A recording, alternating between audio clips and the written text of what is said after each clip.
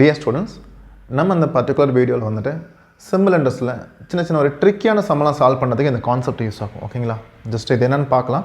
Once இது தெரிஞ்சு அப்படின்னா இது ரிலவெண்ட்டாக வர டைம் கண்டுபிடிக்கிறது, ரேட் ஆஃப் இன்ட்ரெஸ்ட் கண்டுபிடிக்கிறது, அந்த மாதிரி சம் எல்லாமே நம்ம வேகமாக சால்வ் பண்ணி எடுத்துடலாம். ஜஸ்ட்டு ஃபார்முலா எதுவுமே யூஸ் பண்ணாமல் பியூர் லாஜிக்கல் மெத்தடில். சரிங்களா? வாங்க பார்க்கலாம். இங்கே நான் உங்களுக்கு என்ன கொடுத்துருக்கேன்னா, இப்போ நம்ம ஆல்ரெடி நமக்கு தெரியும் பிரின்சிபல் வேல்யூ தெரியலன்னா அது என்ன எடுத்துக்கலாம், 100%. ஓகேங்களா? நான் இப்போ ஒரு டிஃப்ரெண்ட் சுச்சுவேஷன் கொடுத்துருக்கேன். ஸ்டேட்மெண்ட் என்னென்னு பார்த்தீங்கன்னா, principal becomes 2 times, principal becomes 5 times, sum of money becomes 7 times, sum of money becomes 9 times கொடுத்துருக்கேன். இப்போ நமக்கு டிஃபால்ட்டாக தெரியும். ஜஸ்ட்டு இதிலேருந்து ஒரு விஷயத்தை லேர்ன் பண்ணிக்க போகிறோம், அதை அப்படியே அப்ளை பண்ணிக்கலாம். பிரின்சிபல் தெரியாதனால அது 100ன்னு வச்சாச்சு, 100%. ஒருவேளை 2 times இருந்துச்சுன்னா என்னமா இருக்கும், 200%. நமக்கு நல்லா தெரியும் சிம்பிள் இன்ட்ரெஸ்ட்டில் வந்துட்டு ஸ்டார்டிங்கில் என்ன பிரின்சிபல் இருக்கோ அதே தான் லாஸ்ட் வரைக்கும் இருக்கும். பிரின்சிபலோட வேல்யூ மாறவே மாறாது. அப்படி ஒரு வேளை மாறி இருக்கு அப்படின்னா ஜஸ்ட்டு மாறுறதுக்கு வாய்ப்பே கிடையாது. ஓகேங்களா? அது எப்போ மாறும் அப்படின்னு பார்த்தீங்கன்னா அது கூட இன்ட்ரெஸ்ட் ஆட் ஆகும்போது சொல்ல வரேன். புரிஞ்சுங்களா? அப்போ செக் பண்ணி பார்க்கும்போது கவனிச்சிங்க, பிரின்சிபல் 2 times மாறி இருக்குன்னா இது வந்துட்டு இதெல்லாமே அமௌண்ட்டுக்கான வேல்யூ, அமௌண்ட்டோட வேல்யூ 200%. பிரின்சிபல் வந்துட்டு நார்மலாக 100% இருக்கும். இதோட 5 times 500%ங்கிறது அமௌண்ட்டோட வேல்யூ. அதாவது நீங்கள் ஸ்டார்டிங்கில் எவ்வளோ டெபாசிட் பண்ணியிருக்கீங்களோ அந்த மாதிரி 5 மடங்கு காமிக்குது. ஸ்டார்டிங்கில் எவ்வளோ டெபாசிட் பண்ணியிருக்கலாம் அதோட அந்த மாதிரி 7 மடங்கு காமிக்குது. நீங்கள் லாஜிக் ஒரு விஷயம் வச்சு பாருங்களேன், இன்ட்ரெஸ்ட் எதுவுமே ஆட் ஆகலைன்னா நம்ம ஸ்டார்டிங்கில் என்ன டெபாசிட் பண்ணியிருக்கோமோ அதானே கடைசிலையும் காமிக்கணும். ஆனால் இங்கே வேல்யூ மாறி இருக்குன்னு என்ன அர்த்தம்னா ஜஸ்ட் இது கூட வந்துட்டு இன்ட்ரெஸ்ட் ஆட் ஆகிருக்குன்னு அர்த்தம். அப்படி நீங்கள் நல்லா அப்சர்வ் பண்ணுங்கள். 100% வந்துட்டு 500% மாறி இருக்குன்னா அப்போ இந்த 500%ங்கிறது அமௌண்ட்டோட வேல்யூ. அமௌண்ட்டோட வேல்யூ வந்துட்டு இண்டிவிஜுவல் வேல்யூ கிடையாது, அதில் பிரின்சிபல் இருக்கும், இன்ட்ரெஸ்டோட வேல்யூ இருக்கும். அப்போ இதில் பிரின்சிபல் மட்டுமே அதில் 100%னா ரிமைனிங் 400% என்னவாக இருக்கும், ஜஸ்ட் இன்ட்ரெஸ்டோட வேல்யூ. புரிஞ்சுங்களா? இங்கே பாருங்கள், 100%ங்கிறது 7 times மாறுதுன்னா 700%. அப்போ இந்த 700%ங்கிறது ஏதோ ஒரு 10 வருஷம் முடிஞ்சிருக்க அமௌண்ட்டோட வேல்யூன்னு வச்சுக்கலாம். அப்போ அந்த 700% என்னவாக இருக்கும், பிரின்சிபல் இருக்கும், அந்த 7 yearsக்கான இன்ட்ரெஸ்ட் இருக்கும். பிரின்சிபல் இதில் 100%னா அப்போ ரிமைனிங் 600% என்னவாக இருக்கும், ஜஸ்ட் இன்ட்ரெஸ்டோட வேல்யூவாக இருக்கும். சரிங்களா? இப்போ நீங்கள் நல்லா என்ன அப்சர்வ் பண்ணீங்கன்னா கவனிச்சிங்க, பிரின்சிபல் வந்துட்டு 5 times மாறுதுன்னா அதில் வந்துட்டு 4 times இன்ட்ரெஸ்ட் மட்டுமே இருக்கும். இதில் 400%ங்கிறது இதோட 4 times தானே. அதே மாதிரி பிரின்சிபல் வந்துட்டு 7 times மாறுதுன்னா அந்த 7 timesங்கிறது அமௌண்ட்டோட வேல்யூ, அதில் இன்ட்ரெஸ்ட் மட்டும் எவ்வளோ இருக்குன்னா 6 times இருக்கும். பிரின்சிபலோட 6 times ஈக்குவலாக இருக்கும். இப்போ பிரின்சிபல் வந்துட்டு சரி டூரேஷன் முடிஞ்சதுக்கப்புறம் 9 times மாறுதுன்னா அதில் இன்ட்ரெஸ்ட்டோட வேல்யூ மட்டுமே எவ்வளோ இருக்கும், 8 times இருக்கும். 1 timesங்கிறது 100%. அப்போ 8 times எதுக்கு ஈக்குவலாக இருக்கும், 800% ஈக்குவலாக இருக்கும். சரிங்களா? இனி நீங்கள் ஞாபகம் வச்சுக்க போகிறது என்னென்னா, a sum of money becomes 4 times. a sum of money becomes 4 times. ஸ்டார்டிங்கில் இருக்க பிரின்சிபல் வந்துட்டு 4 times மாறுதுனாவே என்ன அர்த்தம்னா ஸ்டார்டிங்கில் இருக்க பிரின்சிபலுங்கிறது ஜஸ்ட் 1 timesனு வச்சுக்கலாம். இப்போ இது 4 times மாறுதுன்னா இது 4 timesங்கிறது வந்துட்டு அமௌண்ட்டு, இது வந்துட்டு பிரின்சிபல். அப்போ இன்ட்ரெஸ்ட் எவ்வளோ இருக்கும், 3 times. சொல்கிறது புரிஞ்சுங்களா? இந்த sum of money becomes 8 timesனு சொல்லியிருப்பாங்க. அப்போ ஸ்டார்டிங்கில் இருக்க பிரின்சிபல் வந்துட்டு ஏதோ ஒரு டூரேஷன் முடிஞ்சு 8 times மாறுதுன்னா அப்போ அதில் இன்ட்ரெஸ்ட் மட்டும் எவ்வளோ இருக்கும், 7 times. 7 timesனா 1 timesங்கிறது 1 timeங்கிறது 100%. அப்போ 7 times என்ன இருக்கும், 700% ஈக்குவலாக இருக்கும். இது கிளியர் ஆச்சுங்களா? ஜஸ்ட் இந்த லிங்க்கை மட்டும் கொஞ்சம் நல்லா ஞாபகம் வச்சுங்க. இது நமக்கு தேவைப்படும் சொல்கிறேன். மேக்ஸிமம் இந்த ஸ்டேட்மெண்ட் வந்துட்டு அவன் கொஸ்டின்ஸில் கொடுத்துருப்பான், a sum of money becomes 7 times. அப்போ நீங்கள் நார்மலாக யோசிக்கணும், 100% வந்துட்டு பிரின்சிபல், அப்போ 7 timesனா அமௌண்ட் வந்துட்டு 700%. அப்போ அதில் இன்ட்ரெஸ்ட் மட்டும் எவ்வளோ இருக்கும், 600% இருக்கும்னு சொல்லுவோம். a sum of money becomes 9 times அப்படின்னா 100% 9 times வந்துட்டு 900% அமௌண்ட்டு. அப்போ அமௌண்ட்டே 900%னா அதில் வந்துட்டு 800% என்னவாக இருக்கும், இன்ட்ரெஸ்ட் மட்டுமே இருக்கும். Is it clear?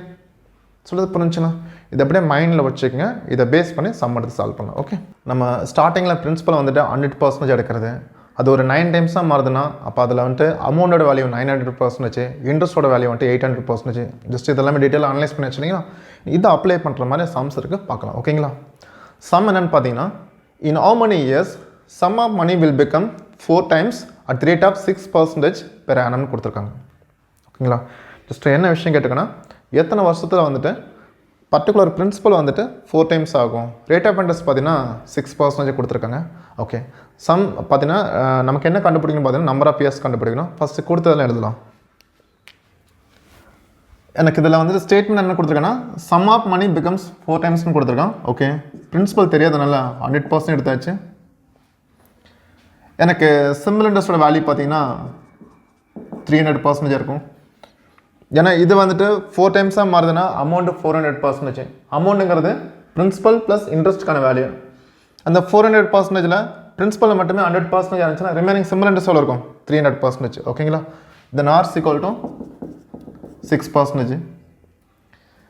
Simple logic.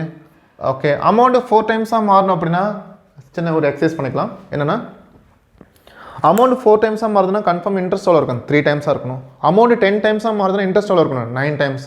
Amount 2 டைம்ஸாக மாறுதுன்னா interest எவ்வளோ இருக்கணும் 1 டைம்ஸ்.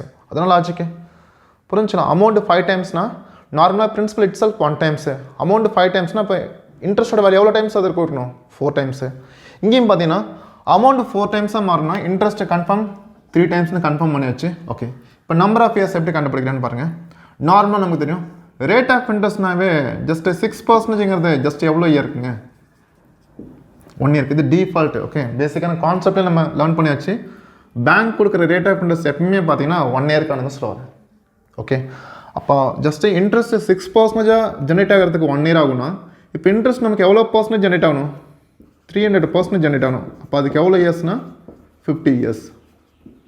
இது நீங்கள் கம்பேர் பண்ண போது இதோட 50 டைம்ஸ். லிசன், ஜஸ்ட் இதை எப்படி அனலைஸ் பண்ணனா கவனிச்சுக்கங்க. எனக்கு பிரின்சிபல் வந்துட்டு எவ்வளோ டைம்ஸாக மாறணும் 4 டைம்ஸாக மாறணும்.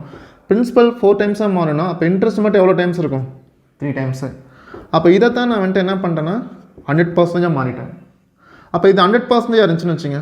அமௌண்ட் வந்துட்டு 4 டைம்ஸ் 400% இருக்கணும்னா கண்டிப்பாக சிம்பிள் இன்ட்ரெஸ்ட் எவ்வளோ % ஈக்குவலாக இருக்கும் 300% ஈக்குவலாக இருக்கும். அப்போ நான் சிம்பிள் இன்ட்ரெஸ்ட் கன்ஃபார்மாக 300% மாறும்போது கன்ஃபார்ம் அமௌண்ட் எவ்வளோ டைம்ஸாக மாறிடும் 4 டைம்ஸாக மாறுது. இது எல்லாமே லாஜிக் தான் சொல்கிறேன். ஏன்னா principal itself 1 times, simple interest 3 times, இது கூட ஆட் பண்ணும்போது அமௌண்ட் வந்துட்டு 4 டைம்ஸ்க்கு ஈக்குவலாக இருக்கும். அப்போ எனக்கு இதுலேருந்து எனக்கு என்ன தெரியுதுன்னா 6%ங்கிறது 1 இயருக்கான இன்ட்ரெஸ்ட்டு.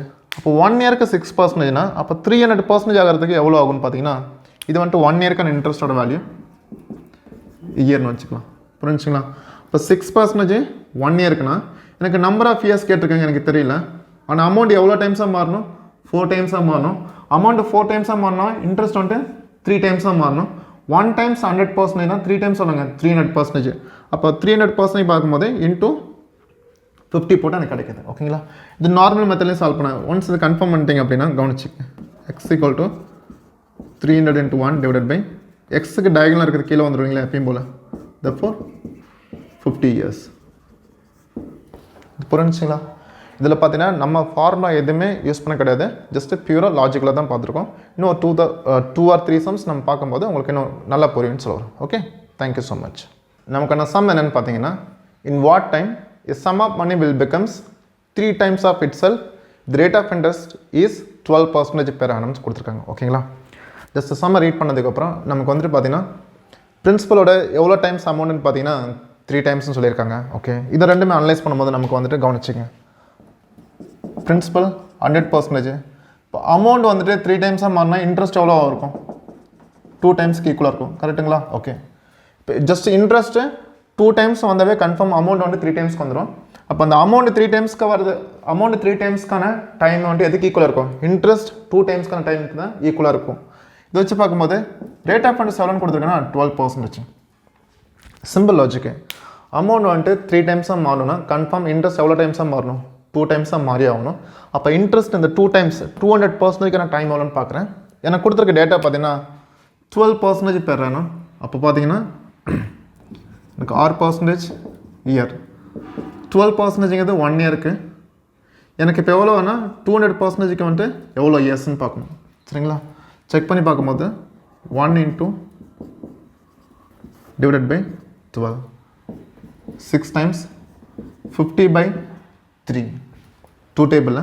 therefore 3 வந்துட்டு 50ல் பார்த்தீங்கன்னா 16 2/3 இயர்ஸ். 16 2/3 இயர்ஸ்ன்னு சொல்லுவார். புரிஞ்சுங்களா? நீங்கள் ஆல்ரெடி நம்ம அந்த கான்செப்டில் டீட்டெயிலாக அனலைஸ் பண்ணியாச்சு. அமௌண்ட்டு 3 டைம்ஸாக மாறுதுனாவே கன்ஃபார்ம் இன்ட்ரெஸ்ட் எவ்வளோ இருக்கும் 2 டைம்ஸ்க்கு ஈக்குவலாக இருக்கும். 2 டைம்ஸுங்கிறது விச் இஸ் நத்திங் பட் 200%. இப்போ 12%க்கான டைம் 1 இயர் அப்படின்னா 200%க்கான டைம் எவ்வளோன்னு பார்த்தோம்னா அது ஆன்சராக இருக்கும். Sir clear? இது புரிஞ்சுங்களா? Okay, for your clear understanding இன்னொரு சம் கூட எடுத்து பார்க்கலாம். நமக்கான சம் என்னன்னு பார்த்தீங்கன்னா in what time will a sum of money becomes 2 times at the rate of 25/4% per annum கொடுத்துருக்காங்க ஓகேங்களா.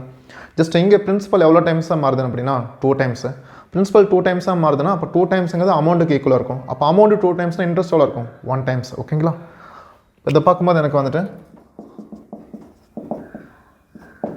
பிரின்சிபல் 100%, அமௌண்ட் வந்துட்டு 2 டைம்ஸு, அப்போ இன்ட்ரெஸ்ட் எவ்வளோ இருக்கும் சேம் 1 டைம்ஸ்க்கு ஈக்குவலாக இருக்கும் ஓகேங்களா. இங்கே நம்மளோட ரேட் ஆஃப் இன்ட்ரெஸ்ட் பார்த்தீங்கன்னா 25/4% per annum கொடுத்துருக்காங்க. இப்போ எனக்கு என்ன கேட்டிருக்காங்கன்னா அமௌண்ட் 2 டைம்ஸ் ஆகிறதுக்கு எவ்வளோ டைம் கேட்டிருக்காங்க. கண்டிப்பாக அந்த டைம் எதுக்கு ஈக்குவலாக இருக்கும் இன்ட்ரெஸ்ட்டு 1 டைமுக்கு ஈக்குவலாக இருக்கும் ஓகேங்களா.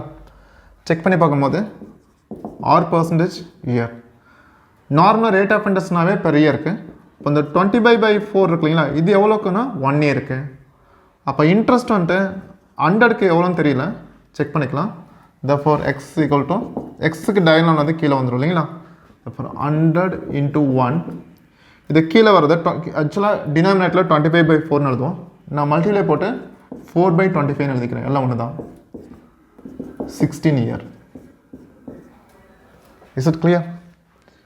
இது சாதாரண விஷயம். எப்போ உங்களுக்கு இது ரொம்ப கஷ்டமாக இருக்கும்னா பேசிக்கான கான்செப்டே மைண்ட்லேருந்து வெளியே போயிருக்கும். என்னென்னா ரேட் ஆஃப் இன்ட்ரெஸ்ட்டுங்கிறது 1 இயர்க்கான இன்ட்ரெஸ்ட்டோட வேல்யூ. அது ஜஸ்ட் அது உங்களுக்கு மைண்டு கொஞ்சம் கரெக்டாக அக்செப்ட் பண்ணிக்கணும்னு சொல்கிறேன். ரேட் ஆஃப் இன்ட்ரெஸ்ட்டுங்கிறது 1 இயர்க்கான இன்ட்ரெஸ்ட் ரேட்டு. அதனால தான் இந்த 25/4%ங்கிறது 1 இயர்க்கான இன்ட்ரெஸ்ட் ரேட்டு. அப்போ அமௌண்ட்டு 2 டைம்ஸ் ஆகும்னா எனக்கு வந்துட்டு இன்ட்ரெஸ்ட் வந்துட்டு 1 டைம்ஸு. இப்போ 25/4%க்கு 1 இயர் எடுத்துக்குதுன்னா 100%க்கு எவ்வளோ இயர் எடுத்துக்குது அதை நான் கால்குலேட் பண்ணுறேன் 16 இயர்ஸ். அப்படி லாஜிக்காக பார்க்கும்போது நமக்கு ஆன்சர் வந்துட்டு 16 இயர்ஸ்க்கு டைம் ஈக்குவலாக இருக்கும். Is it clear? இது புரிஞ்சுக்கலாம். இதே லாஜிக்கை வச்சு ஆர் எப்படி கண்டுபிடிக்கிறதுன்னு பார்க்கலாம். Okay, thank you so much.